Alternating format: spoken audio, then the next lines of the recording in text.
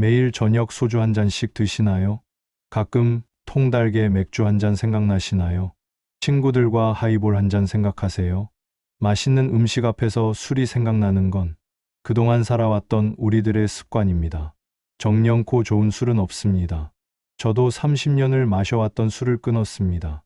많은 분들이 무료함을 달래기 위해서, 스트레스를 풀기 위해서, 친구와의 만남이 즐거워서 술을 찾습니다. 하지만 65세 이후 계속해서 음주를 하시면 건강에 치명적일 수 있습니다. 많은 분들이 피하고 싶은 노년 질병 중 가장 높은 것은 치매일 것입니다. 자식들과 친구와 가족들에게 피해를 주고 싶지 않고 자기의 삶을 잃어버리는 이유에서입니다. 지금 음주를 하고 계신다면 함께해요. 들어보세요. 젊을 때는 소주 한 병을 마셔도 하룻밤 자고 나면 거뜬했죠. 그러나 지금은 어떤가요? 65세 이후에는 소주 반 병만 마셔도 그 독성이 24시간 동안 우리 몸을 떠돌아다닙니다. 젊은 시절 알코올 분해가 100% 가능했다면 65세 이후에는 알코올을 분해하는 효소가 40% 이상 급격히 감소한다는 연구 결과도 나왔고요. 우리의 뇌는 알코올 독성에 가장 민감한 기관입니다. 매년 2.1%씩 뇌 용량이 줄어드는 것도 모자라서 알코올까지 더해지면 뇌세포가 가속도로 파괴되기 시작해요. 지금 이 순간에도 소주 한 잔 생각나신다면, 맥주 한 캔 생각나신다면, 왜 65세 이후에 술이 독이 되는지, 우리 몸에서 정확히 어떤 일이 일어나는지, 과학적이고 의학적인 근거를 바탕으로 차근차근 설명해 드리겠습니다. 첫 번째는 바로 간의 문제입니다. 간이 우리 몸에서 어떤 역할을 하는지 아시죠? 간은 우리가 마신 술을 해독하는 가장 중요한 기관이에요. 젊을 때 간이 100의 힘으로 술을 분해했다면 65세 이후에는 60도 안 되는 힘으로 분해하죠. 그럼 분해되지 못한 알코올은 어디로 갈까요? 바로 독성 물질인 아세트알데히드로 변해서 24시간 동안 우리 몸을 공격합니다. 여러분, 간 섬유화라고 들어보셨나요?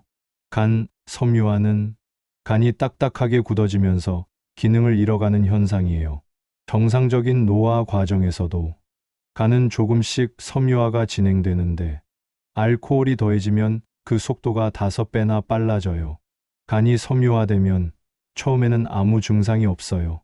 본인도 모르게 간이 망가지고 있는 거거든요.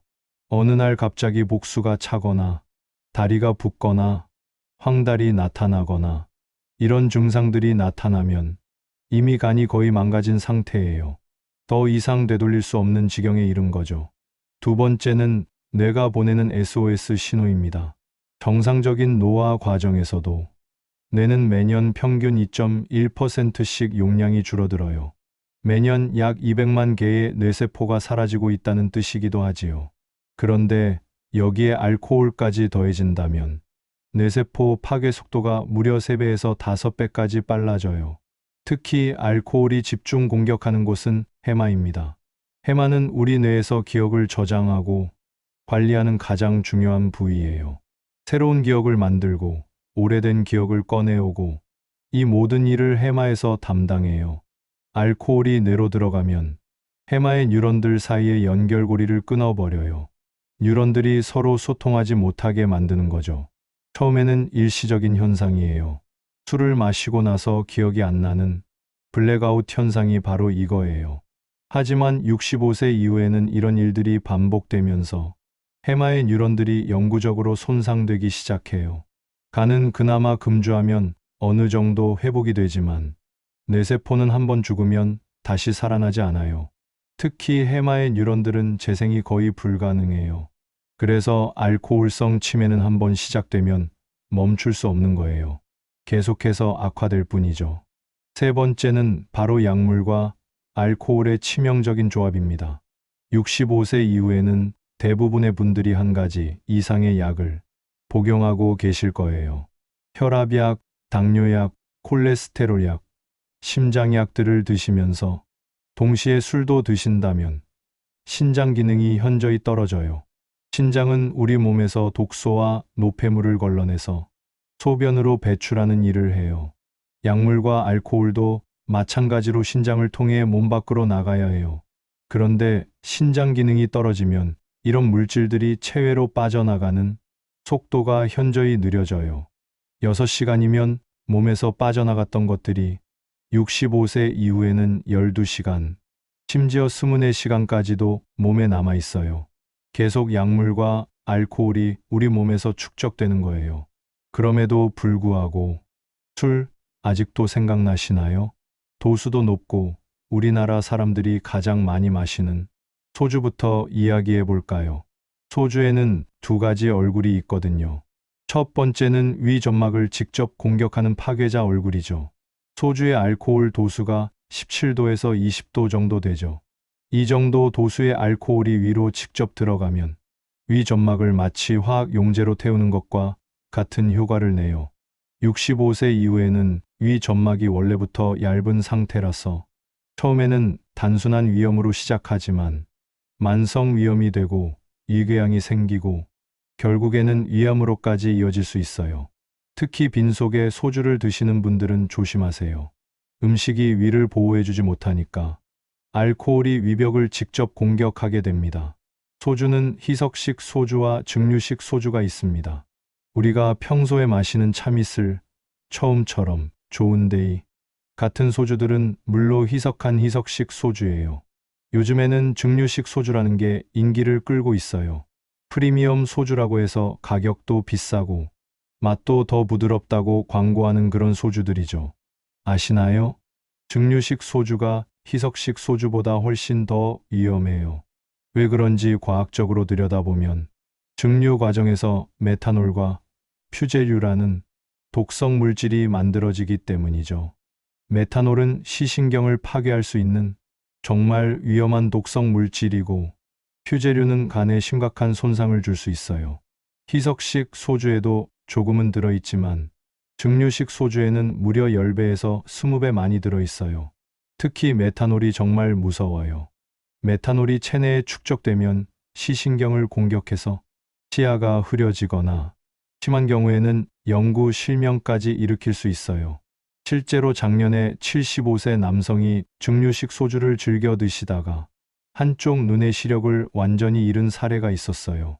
퓨제류도 마찬가지로 위험해요. 간세포를 직접 공격해서 간 섬유화를 가속화시켜요. 희석식 소주를 마실 때보다 간 손상 속도가 3배에서 5배 빨라지는 거예요. 그래서 증류식 소주, 프리미엄 소주는 65세 이후에는 절대 드시면 안 돼요.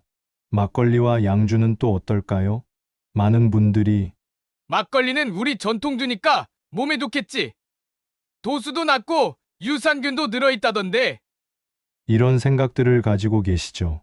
하지만 65세 이후에는 막걸리가 정말 위험한 술이 될 수 있어요. 막걸리의 가장 큰 문제는 발효 과정에서 생기는 부산물들이에요. 막걸리는 쌀을 발효시켜서 만드는 술이잖아요. 이 발효 과정에서 아세트알데히드라는 독성 물질이 대량으로 생성돼요. 아세트알데히드는 술을 마시고 다음날 숙취를 느끼게 만드는 주범이에요. 두통, 메스꺼움, 어지러움 등의 증상들이죠. 막걸리에 들어있는 아세트알데히드의 양이 얼마나 되는지 아세요? 소주보다 무려 3배에서 5배 많이 들어있어요. 그러니까 막걸리 한 잔을 마시는 것이 아세트알데히드 측면에서는 소주 3잔을 마시는 것과 같은 거예요. 65세 이후에 약해진 간으로는 이 많은 아세트알데히드를 감당할 수 없어요. 그래서 막걸리를 마신 다음날 유독 숙취가 심한 거예요. 하지만 더 큰 문제는 바로 당분 함량이에요.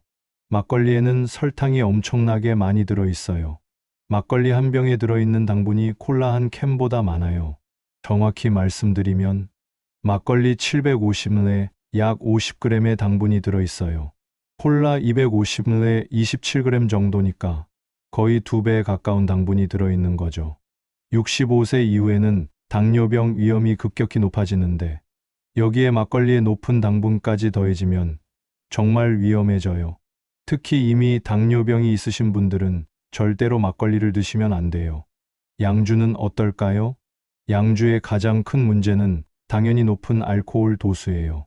40도에서 50도 정도 되는 고농도 알코올이 우리 몸에 들어가면 식도와 위에 직접적인 화상을 입혀요.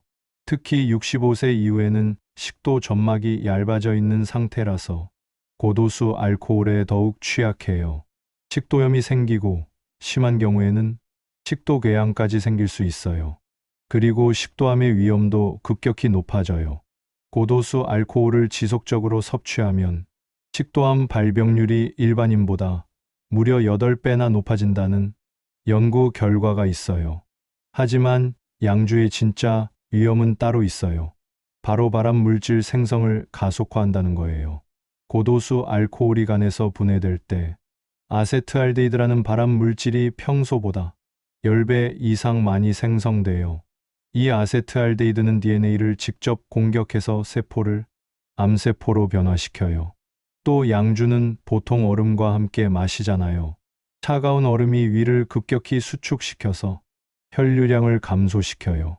그러면 위 점막이 손상되기 더 쉬워지고 위궤양이나 이출혈의 위험도 높아져요. 그런데 소주, 맥주, 막걸리, 양주보다도 더 위험한 술이 하나 있어요. 바로 과일 소주예요. 복숭아 소주, 자몽 소주, 포도 소주 같은 것들 말이에요. 많은 분들이 과일이 들어가니까 더 건강하겠지? 라고 생각하세요. 과일 소주가 왜 최악인지 하나하나 파헤쳐 볼게요. 첫 번째 이유는 메탄올 함량이에요. 일반 증류식 소주에도 메탄올이 들어있다고 말씀드렸죠. 그런데 과일 소주에는 그보다 훨씬 많은 메탄올이 들어있어요. 과일 소주 한 병에 들어있는 메탄올의 양이 일반 소주보다 무려 15배에서 20배 많아요. 메탄올이 우리 몸에 들어가면 간에서 포름알데히드와 포름산이라는 독성 물질로 변해요. 이 독성 물질들이 시신경을 직접 공격해서 시력을 파괴해요. 그리고 과일 소주에는 과일의 당분과 설탕의 함량이 엄청나게 많이 들어있어요. 과일 소주 한 병에 들어있는 당분이 콜라 2캔 분량이에요. 술은 기분을 좋게 하지만 정말 무섭기도 한 존재입니다. 지금부터 알코올성 치매와 일반 치매와 어떻게 다른지 정확히 알려드릴게요. 첫 번째 차이점은 진행 속도예요. 일반적인 알츠하이머 치매는 서서히 진행돼요. 5년에서 10년에 걸쳐서 조금씩 기억력이 나빠지죠. 하지만 알코올성 치매는 진행 속도가 무려 3배나 빨라요. 1년에서 2년 만에 심각한 수준까지 악화되는 거예요. 두 번째 차이점은 초기 증상이에요. 일반 치매는 초기에 단순한 건망증부터 시작해요. 열쇠를 어디 뒀는지 기억 안 나고 약속 시간을 깜빡하고 이런 가벼운 증상들부터 나타나죠. 하지만 알코올성 치매는 초기 증상이 거의 없어요. 그래서 더 무서운 거예요. 어느 날 갑자기 심각한 증상이 나타나기 시작하거든요. 갑자기 같은 말을 계속 반복하고, 갑자기 길을 잃고, 갑자기 가족을 알아보지 못하고, 이런 일들이 한꺼번에 터져 나와요. 세 번째 차이점은 회복 가능성이에요. 일반 치매는 약물 치료로 진행을 늦출 수 있어요. 완치는 어렵지만 악화 속도를 늦추거나 일시적으로 증상을 완화시킬 수 있죠. 하지만 알코올성 치매는 한번 시작되면 절대로 멈출 수 없어요. 약물 치료도 별 효과가 없고 금주를 해도 이미 파괴된 뇌세포는 되돌아오지 않아요. 그냥 계속해서 악화될 뿐이죠. 통계를 보면 정말 충격적이에요. 2023년 국내에서 알코올성 치매로 진단받은 환자가 12만 3천 명이었어요. 2020년에는 8만 명이었는데 3년 만에 12만 명으로 늘어났어요. 50% 이상 증가한 거죠. 왜 이렇게 급격히 늘어나고 있을까요? 바로 베이비붐 세대가 65세를 넘기기 시작했기 때문이에요. 이 세대는 젊을 때부터 술을 많이 마셨고 은퇴 후에도 계속 마시고 계시는 분들이 많거든요. 이제부터 금주를 시작해 보시는 건 어떨까요? 지금 시작해도 우리 몸에서 놀라운 변화들이 일어나기 시작해요. 이제는 금주했을 때 우리 몸에서 일어나는 기적적인 변화들을 알려드릴 차례예요. 첫 번째 변화는 수면의 질이 현저히 개선되는 거예요. 많은 분들이 술을 마셔야 잠이 온다. 고 생각하세요.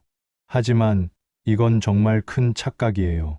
알코올은 처음에는 잠들기 쉽게 만들지만 밤중에 자주 깨게 만들고 깊은 잠을 방해해요. 특히 65세 이후에는 알코올 때문에 렘 수면이 심각하게 부족해져요. 렘 수면은 꿈을 꾸고 기억을 정리하는 가장 중요한 수면 단계예요. 금주하시면 일주일 후에는 렘 수면 시간이 평균 40% 증가해요. 그래서 아침에 일어났을 때 정말 개운하고 상쾌한 느낌이 들어요.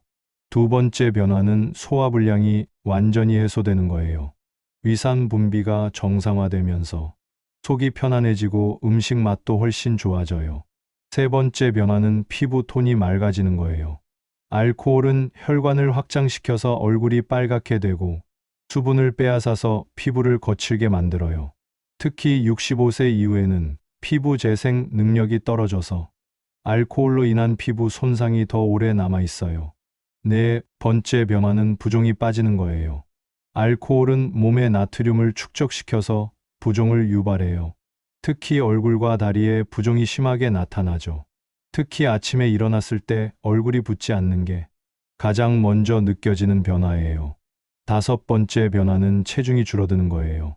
술에는 칼로리가 엄청나게 많이 들어있거든요.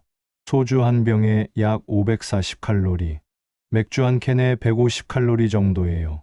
여러분, 이 모든 변화가 겨우 일주일 만에 나타나는 거예요. 일주일이면 정말 짧은 시간이잖아요. 하지만 우리 몸은 벌써 회복을 시작하고 있는 거예요. 1개월 후에는 첫 번째로 혈압이 눈에 띄게 떨어져요.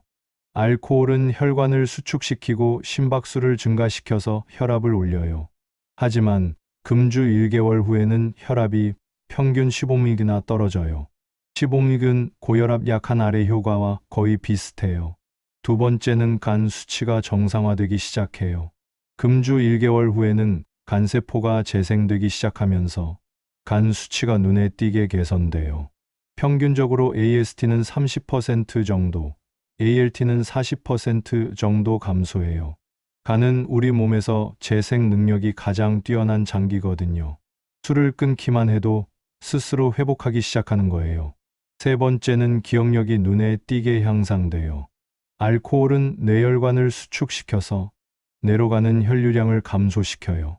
하지만 술을 끊고 1개월 후에는 뇌혈관이 정상화되면서 뇌세포들이 충분한 산소와 영양분을 공급받게 돼요. 그래서 남아있는 건강한 뇌세포들이 더 활발하게 활동하게 되는 거죠. 다섯 번째는 불안감과 우울감이 현저히 줄어들어요. 많은 분들이 술을 마시는 이유가 스트레스 때문이라고 하세요. 하지만 실제로는 알코올이 불안감과 우울감을 더 악화시켜요. 알코올이 뇌의 세로토닌과 도파민 분비를 방해해서 기분을 더 우울하게 만드는 거거든요. 하지만 금주 1개월 후에는 이런 뇌 화학물질들이 정상화되면서 마음이 훨씬 편안해지고 밝아져요. 여러분, 1년 후에는 진짜 기적이 일어나는 시점이에요. 첫 번째로 치매 발병 위험이 무려 50%나 감소해요. 1년간 금주하면 뇌의 염증 수치가 현저히 감소해요. 알코올은 뇌에 만성 염증을 일으켜서 뇌세포를 계속 공격하거든요. 하지만 금주 1년 후에는 이 염증이 거의 사라져요. 그래서 남아있는 건강한 뇌세포들이 더 이상 공격받지 않고 오히려 새로운 연결고리를 만들기 시작해요. 뇌과학 용어로 뉴로플라스틱이라고 하는 현상이에요. 손상된 부위를 우회해서 새로운 신경 경로를 만드는 거죠. 두 번째로 각종 암 발병 위험이 30% 감소해요. 알코올은 간암, 식도암, 이암, 구강암 등 다양한 암의 원인이 되거든요. 실제로 국립암센터 연구 결과에 따르면 65세 이후 1년 이상 금주한 분들의 암 발병률이 계속 음주하는 분들보다 30% 낮았어요. 세 번째로 심혈관 질환 위험이 40% 감소해요.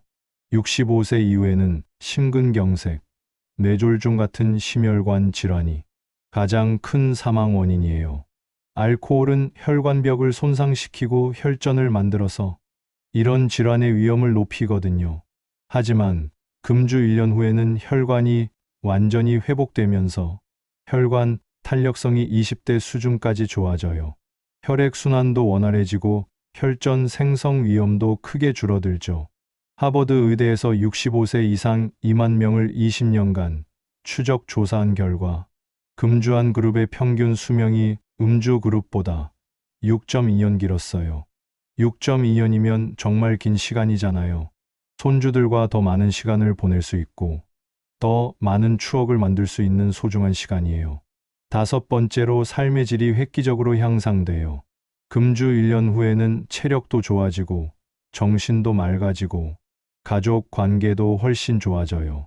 술 때문에 생겼던 크고 작은 갈등들이 해결되고 건강한 취미 생활도 즐길 수 있게 되죠. 지금부터 실제로 실천 가능한 금주 전략을 알려드릴게요.